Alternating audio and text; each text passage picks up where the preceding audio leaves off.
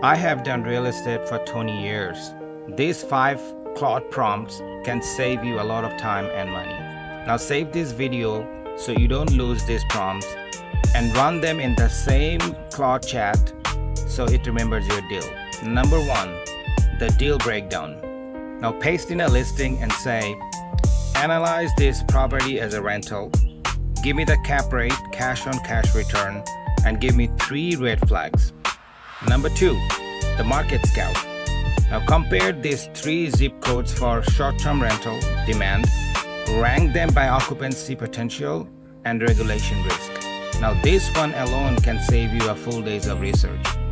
Here's number 3, negotiation. Now write a seller offer letter that is a firm but still builds connection. Include 2 fallback terms if they counter. Number 4, tenant screening. Turn this rental application into a scored comparison with income, rental history, and risk flags in one clear table. And number 5, the moneymaker. Now rewrite my Airbnb listing to help and attract better guests and 15% occupancy rate increase.